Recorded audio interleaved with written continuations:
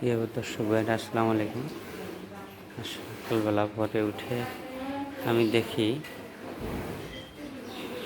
যে আমার ফার্মের একটা গরু একটু সমস্যা হয়েছে।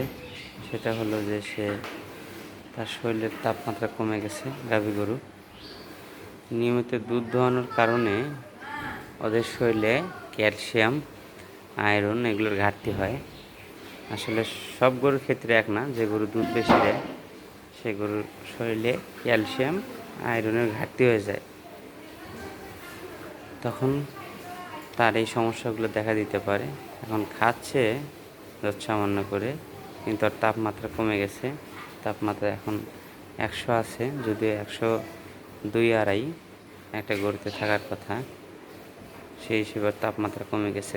কানে হাত দিয়ে দেখি কান ঠান্ডা। হ্যাঁ, এটা দেখেন, এই যে এখন খাচ্ছে, অনেকক্ষণ ধরে দিয়ে রেখেছে। সবাই খায় উঠছে, এখন খায়নি।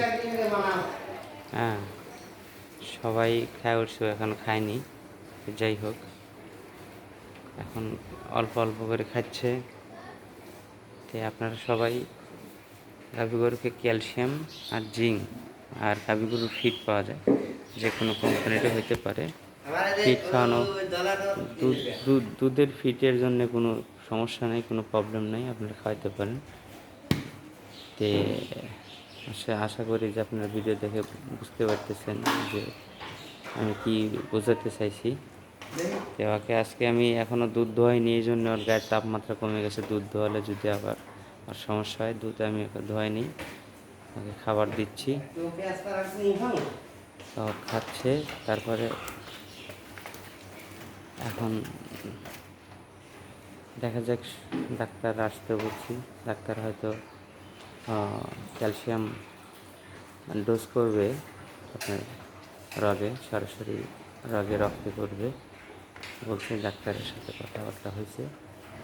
আর আসলে খুব প্রবলেম হতেছে মনে হয়, টেনে একটু শ্বাস ফেলানো এরকম প্রবলেম, বা এর তাপমাত্রা কমে যাওয়া, এগুলো যখন দেখে লক্ষ্য করবেন। আর মিল্ক ফিভারের লক্ষণটা হলো আলাদা, ওটা শুয়ে ঘাড় বাঁকা করে দিয়ে থাকবে, আর উঠবে না। তো যাই হোক, সবাই ভালো থাকবেন, সুস্থ থাকবেন। আসসালামু আলাইকুম।